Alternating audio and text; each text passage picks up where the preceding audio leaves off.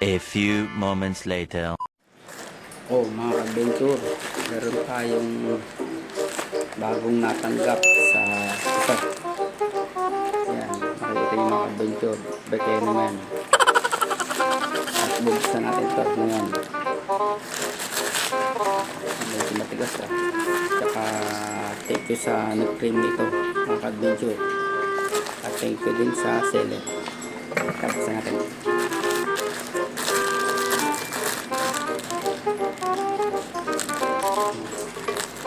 Lang.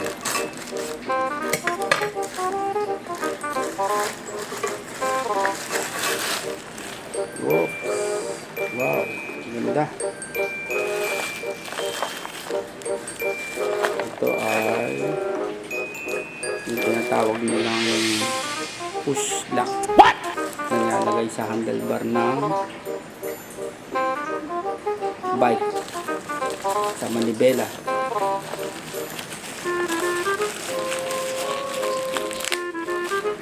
Saan natin mga kadbensyon, talagang sealed na sealed siya, oh. Naka bubble wrap. So dahan-dahan lang, masira.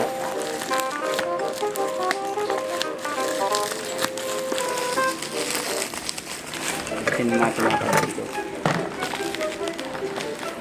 Yan, talagang sealed na sealed siya.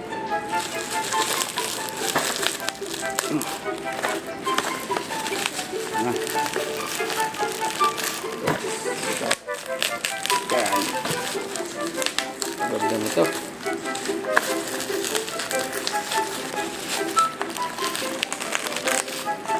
Oh, tingin ulit natin. Ayaw talagang maano ni bubble wrap eh. Dahan-dahan lang. Oh no!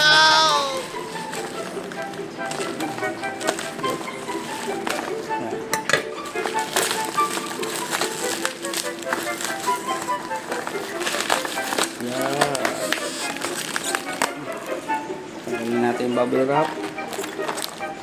Yan. Oh, ganda. Tingnan. Bali, dalawa yung in-order ko na tinatawag na push lock para sa handlebar ng bike. Ito ay ginagamit na lagayan ng phone o pinaka folder niya. Dati kasi mga adventure, meron akong folder ng phone para sa handlebar ng bike ko. Kaya lang, ang nangyari, napasobra yata yung ikot niya dito. Ito yung phone ko, tapos ito yung clamp, napasobra yata, kaya yun, nagka-diferensya siya eh. Hindi ko alam kung sa software ba o sa hardware. Paano masabi? Nagka-diferensya, nagkameron siya ng guhit-guhit. Hindi ko na lang sasabihin yung pinaka brand ng phone na yun, pero shout out sa phone na yan. What? Bro, I'm out, man. Ganda oh, naka-adventure. Oops. Yan, dalawa yung order ko kasi yung isa para kay Deer, doon kay Wensi. Talagang din natin yung kanyang handlebar ng push lock. Yan. Bali kasi hindi ko muna bubuksan mga ka-adventure ha, kasi baka next time pa natin kakabit ito mga adventure.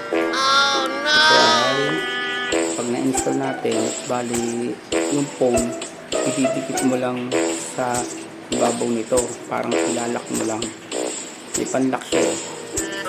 Basta makikita nyo to at aking vlog, mini vlog lang, parang ganito lang din, mini vlog. Isa kami ni Deer. Thank you nga pala pag-claim. At pati na rin sa seller. Thank you. Ganda. Good quality. Kaya huwag kalimutang mag-like, share, comment, and subscribe dyan. Follow nyo rin ninyo ako sa aking Facebook at Facebook Reels. Kaya sa mga susunod natin mga mini vlog o long ride or bike check, pati pag-vlog natin sa cemetery, abangan nyo. See ya!